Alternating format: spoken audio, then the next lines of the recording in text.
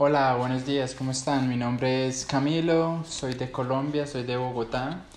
He estado con Jucum aproximadamente como 5 años. He hecho diferentes escuelas en Chile, ah, y actualmente resido en Estados Unidos con mi esposa y mis dos hijos. Tengo una niña de casi 3 años y un niño que recién nació hace 2 meses.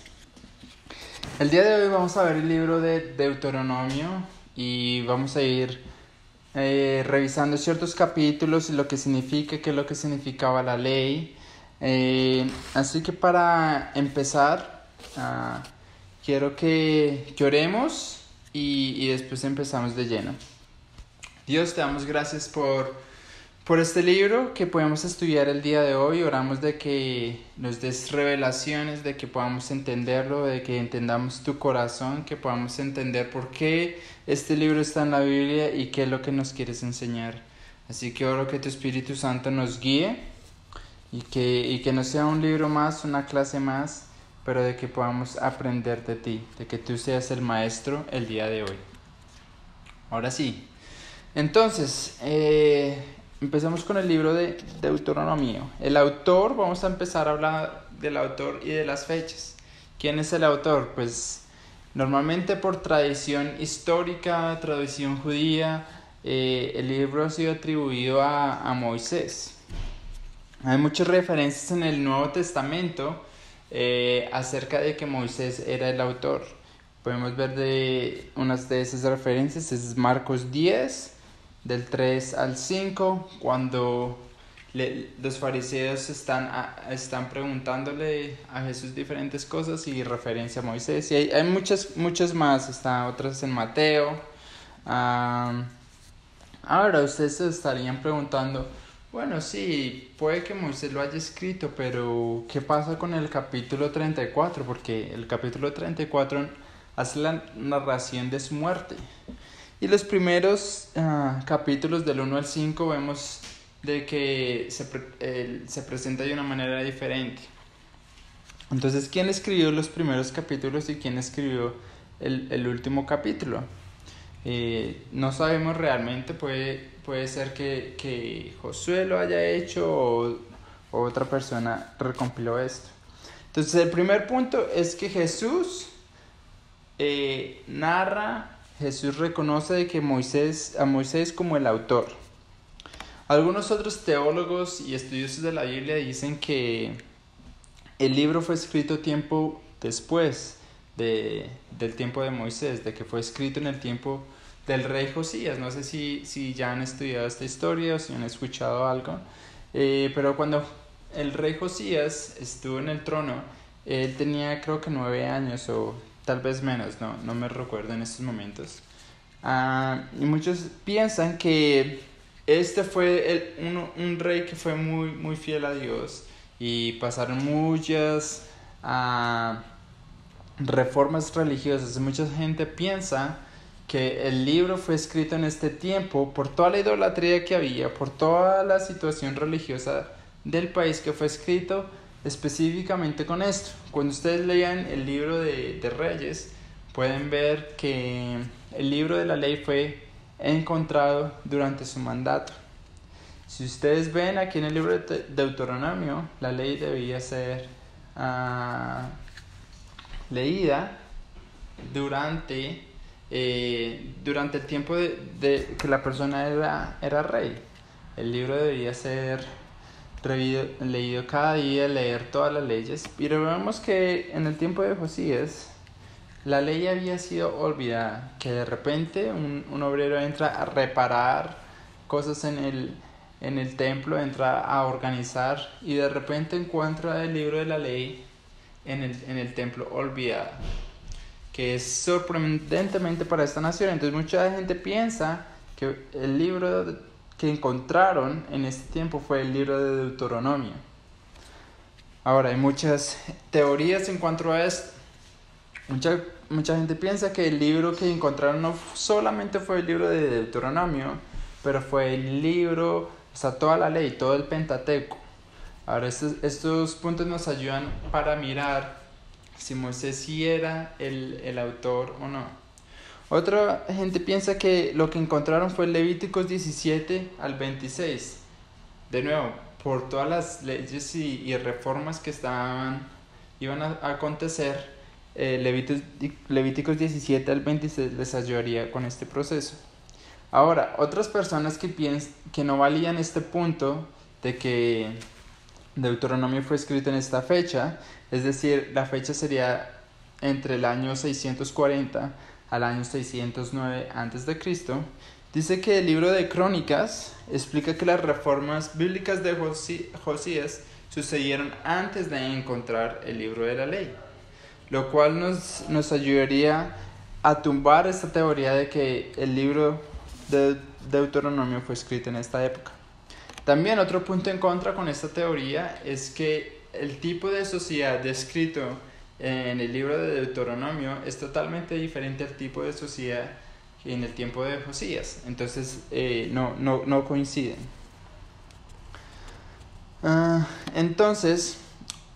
Otro factor para tener en cuenta que Moisés es el autor es que es Moisés directamente hablando. En otros libros como el Éxodo, Levíticos, ustedes pueden ver que dice y Dios habló a Moisés diciendo, entonces dice tal cosa. Pero vemos que en este libro Moisés no solamente está reiterando lo que ya Dios le ha hablado, sino que él está expandiendo, está poniendo sus ideas de lo que Dios le está diciendo, está expandiendo, ¿verdad? Lo cual confirmaría que él es el autor. Y el mismo libro de Deuteronomio dice que Moisés fue el que escribió la ley, en Deuteronomio 31, versos 9 y 24. La mayoría del libro está escrito en primera persona, pero desde la perspectiva de Moisés, para tener en cuenta. Entonces ahora miremos un poco más de la fecha. Teniendo en cuenta que Moisés es el autor, Moisés presentó sus discursos mientras que acampaban en Moab. Eso lo vemos en el capítulo número 1, verso 5. Esto sugiere que los acontecimientos y todos los sucesos que sucedieron, todos los sucesos que acontecieron, fue antes de la conquista.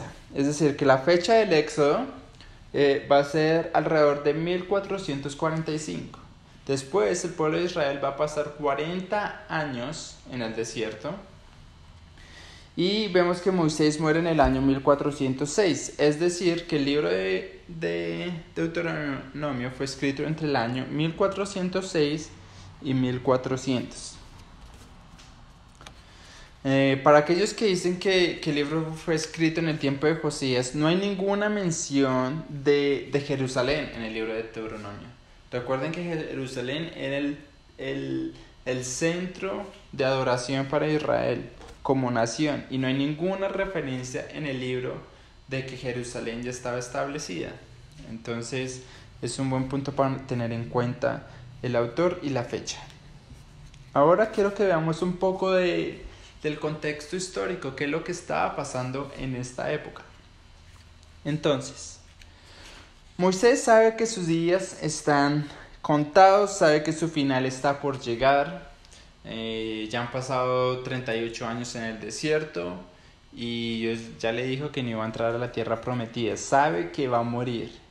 Y como líder, él quiere pasar todo su conocimiento al pueblo. Y quiere que ellos se mantengan fieles, de que ellos puedan obedecer a Dios. Muchas veces, no sé si ustedes tal vez en su mente dicen, bueno, si ustedes leen desde Éxodo hasta Deuteronomio, en el proceso es que ustedes se preguntan, ¿será que Moisés iba a entrar a la tierra prometida o no? Pues nosotros en nuestra mente ya sabemos de que él no entra, pero si por primera vez leyéramos la Biblia, del Éxodo a Deuteronomio, nos queda esa duda en nuestros corazones de que ¿será que sí entraría a la tierra prometida? ¿O será que no entraría a la tierra prometida? Una nota ahí de lado es que Moisés entró en la tierra prometida. Cuando ustedes vayan a en el Nuevo Testamento y vayan al monte de transfiguración, al pasaje de transfiguración donde está Jesús con los otros dos discípulos, y está Moisés representante, está en la tierra prometida. Entonces Moisés sí entró en la tierra prometida. Pero bueno, realmente cuando las emociones que nos surgen, cuando leemos, mi punto es, las emociones que surgen para nosotros es como un final triste, es un libro con toda la pasión de Moisés para transmitir su mensaje. Son las últimas palabras de Moisés para el pueblo de Israel. Y este libro va a ser un libro básico para el resto del Viejo Testamento. Ese es el libro básico. Prácticamente el resto del Viejo Testamento son todas las promesas cumplidas que están en este libro. De obediencia, desobediencia, el cumplimiento de bendiciones, de maldiciones, y las consecuencias de obedecer o no obedecer el pacto que tuvieron con Dios. Este libro nos sirve como transición entre los libros históricos y los libros poéticos. Israel, como sabemos, ha sido liberado de Egipto. Ha recibido la ley, ha recibido el pacto de Dios.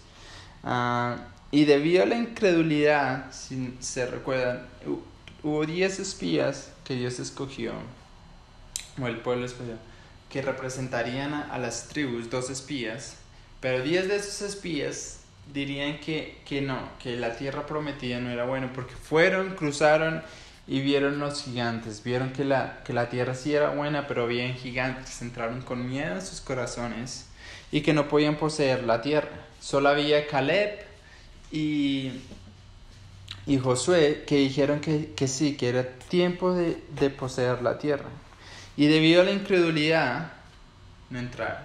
Y ese es uno de los problemas con la incredulidad. Muchas veces la incredulidad nos puede robar de las promesas que Dios tiene para nosotros. El pueblo escuchó más las voces de los gigantes, más las voces de las dificultades que la voz de Dios, la voz que dijo que vayan y posean la tierra.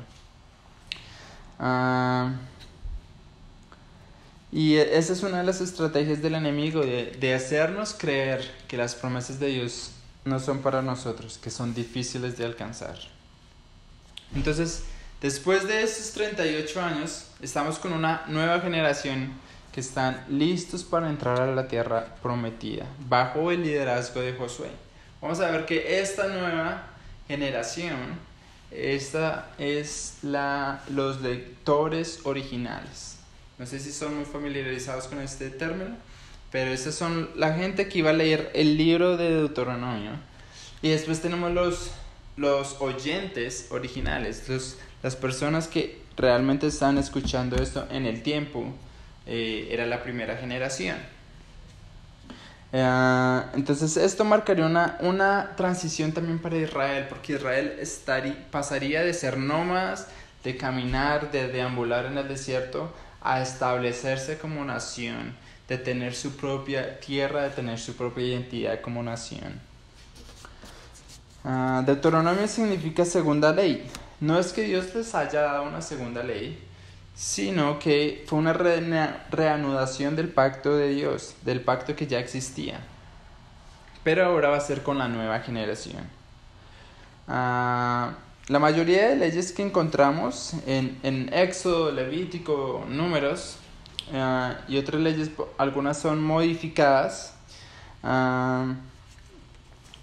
Entonces, recuerden, mientras que leen, estas son las últimas palabras de Moisés. Si tú tuvieras la última palabra de decirle a tus seres queridos, la gente que más quieras antes de morir, ¿qué les dirías?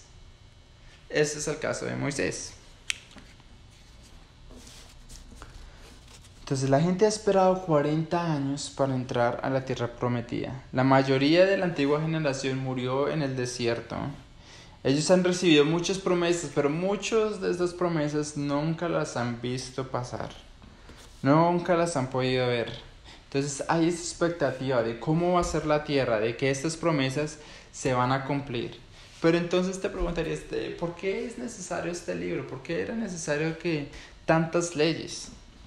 Entonces, lo cual vamos a ver, debemos recapitular de que Génesis era el llamamiento de Abraham, es el nacimiento de una nación.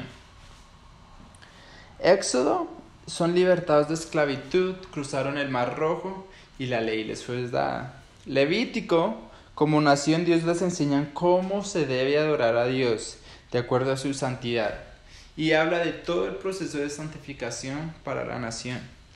En Números, el pueblo es probado, pero también son numerados como nación. Y en Deuteronomio, la ley es revisada y reiterada, y les es prometido que van a heredar la tierra prometida si obedecen a Dios, y les da instrucciones para cómo funcionar como nación. El pueblo de Dios viene de ser liberado de nuevo de los egipcios. Sabemos que allí ellos adoptaron muchas costumbres, ahí fueron esclavos, conocieron muchos dioses paganos y pasaron 40 años en el desierto. Algunos de ellos han visto algunos de los milagros que acontecieron en el desierto, algunos no han visto todos los milagros que Dios ha hecho.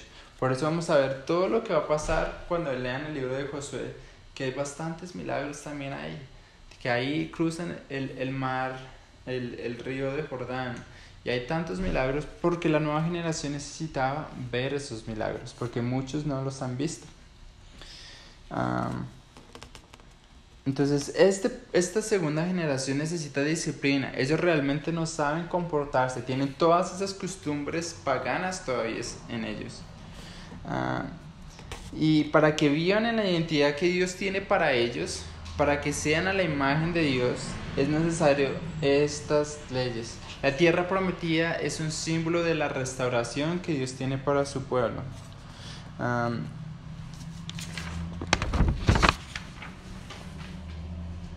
Entonces ellos necesitaban una guía para saber quién era Dios, necesitaban conocer su identidad, necesitaban esa manual para conocer quién es Dios, de cómo adorarlo. Estas leyes no eran con motivo para traer legalización, para traer un peso, una carga encima de ellos, pero era para el bienestar de ellos. Moisés les recuerda que la ley le fue dada en Sinaí, y lo que le pasó a la última generación les lo trae a recordar eso, y que ellos tienen que ser diferentes, no tienen que ser como sus padres, los cuales no entraron a la tierra, sino que tienen que guardar la ley. Y aún así, aunque el pueblo, la segunda generación y las generaciones siguientes iban a fallar, Dios aún así continuó con su plan de redención.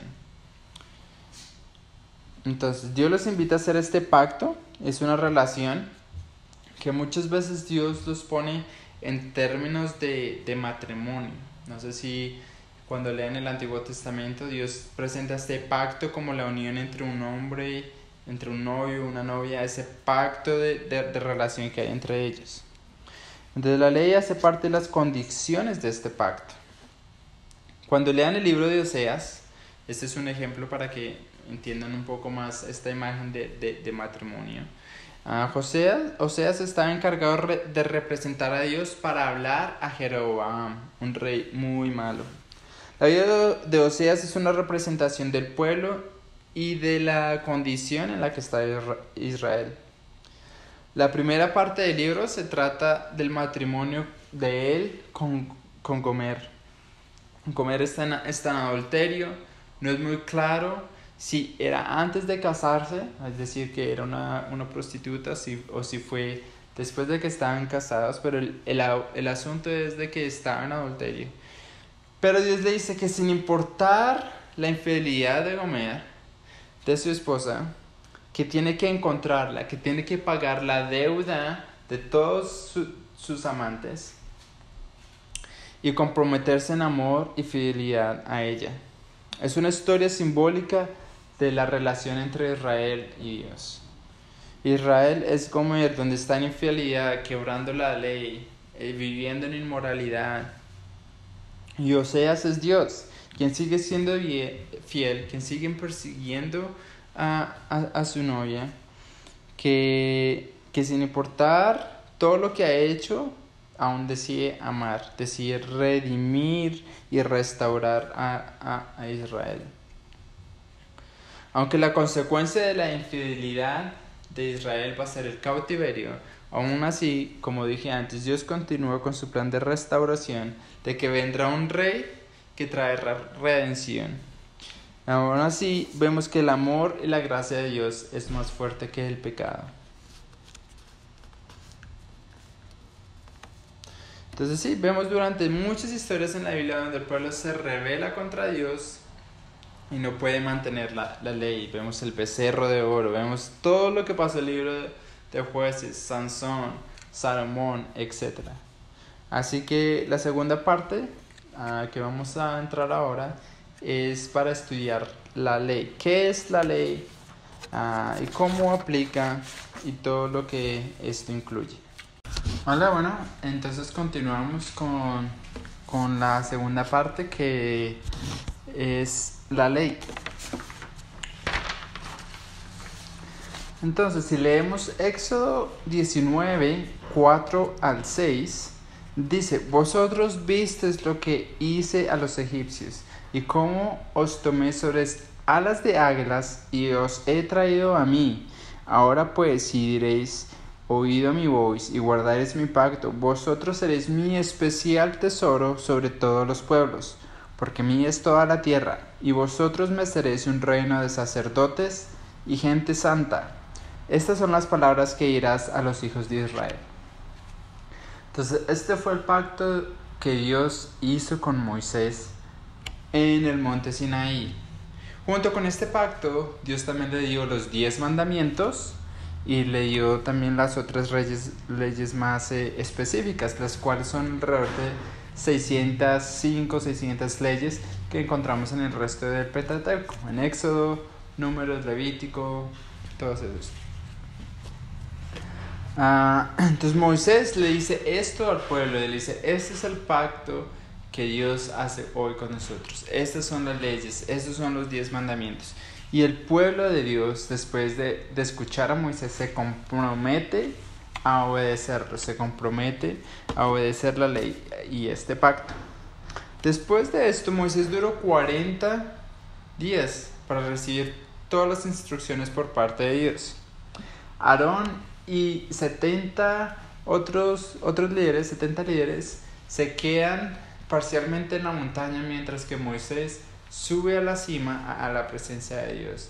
Recuerden, estos líderes están en la misma presencia, ellos pueden ver la gloria de Dios, pueden ver lo que Dios estaba haciendo con Moisés, pero en el transcurso de esto, para ellos recién salieron de Egipto, y para ellos se les hace que Dios es un desconocido, realmente no comprenden quién realmente es Dios, es un poco incómodo, es inseguro, es algo nuevo, y ellos se cansan de esperar por Moisés. Así que lo que deciden hacer un becerro de oro y adorarlo. Fueron otra vez a lo que ellos conocían. Estas eran las prácticas religiosas que conocían de Egipto.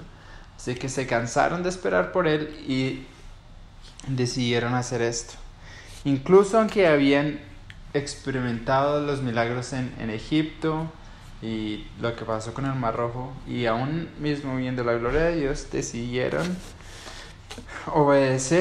desobedecer. Y vemos que aunque el pueblo de Israel salió de Egipto, Egipto no salió de sus corazones. Todavía había desobediencia en ellos. Ahora, ¿cuál es el propósito de la ley? Primero que nada, debemos entender que estas leyes Dios se las dio antes de que entraran para conquistar Canaán, para que no fueran comprometidos con la idolatría y con las otras naciones. Entonces, la ley fue algo que Dios les dio para diferenciarse de las otras naciones. Ninguna otra nación tenía un manual, por decirlo así, para seguir. Era la única nación que se diferenciaba en tener esto. Segundo, Dios es santo y no es como los otros dioses. Por lo tanto, asimismo Dios tiene que ser alabado. Si Dios es santo, su pueblo debe ser santo. Si Dios es diferente a los otros dioses, su pueblo también tiene que ser diferente a las otras naciones. Entonces el pueblo de Dios tiene que vivir en santidad.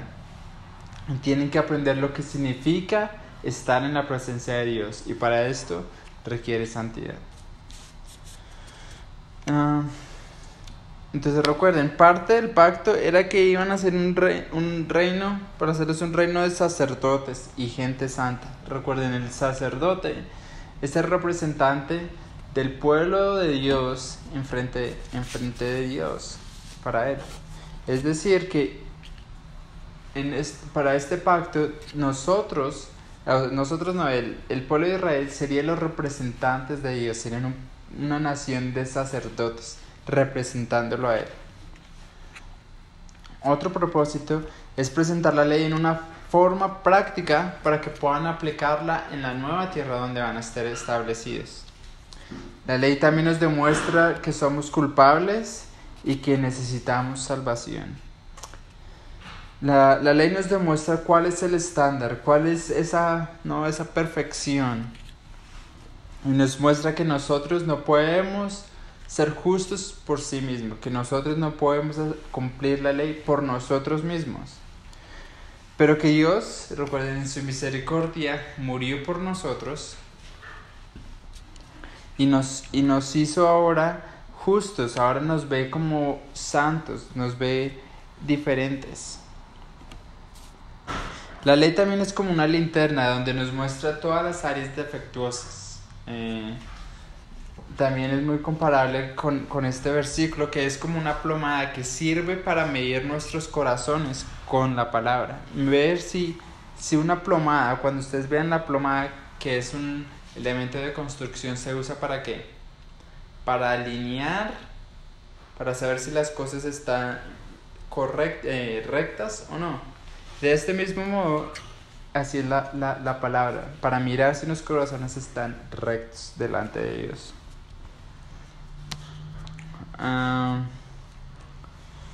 Ahora recapitulemos, entremos un poquito más en profundidad. De cómo empezó este tema de la ley. Entonces debemos empezar con Adán y Eva. En el momento que ellos pecaron, entró la maldad al hombre, entró ese pecado. El primer mandato que Dios les dio fue que no comieran el árbol del bien y el mal o morirían. ¿Por qué, si Dios sabía que iban a pecar, puso el árbol en el Edén? ¿Será que el problema estaba en el árbol? Dios quería probar al hombre. ¿Ustedes creen que esa era la razón? Simplemente para probarlos. Se dice que el árbol no solamente era del mal, pero también era del bien. Es decir, Dios también tenía un propósito con este árbol. Pero entonces, ¿dónde está la caída del hombre? ¿Por qué cae el hombre? La caída del hombre está en la desobediencia, en la decisión que tomaron. Como consecuencia, el pecado entró en la creación. La causa del pecado, de nuevo, era muerte. El jardín representaba la presencia de Dios. Era un lugar santo, hermoso. Y ahora que había el pecado, entraría el proceso de muerte.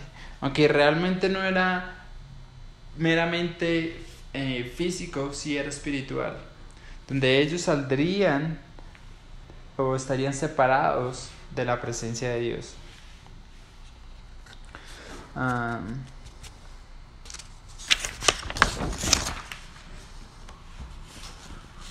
Entonces, en la misma gracia de Dios, en el mismo amor, les dio un proceso a ellos para poder deshacerse del mal del pecado.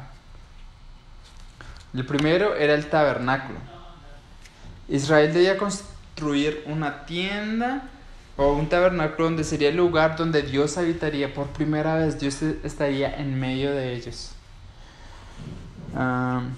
Y su presencia sería manifestada en el tabernáculo. Vemos que un símbolo también que ellos pueden ver era esa gran nube que andaba con ellos. Ellos podían ver visiblemente la presencia de Dios. Y debían recordar ese pacto que habían hecho con Moisés y Dios. Es la segunda cosa que Dios les dio para deshacerse del mal fue el sistema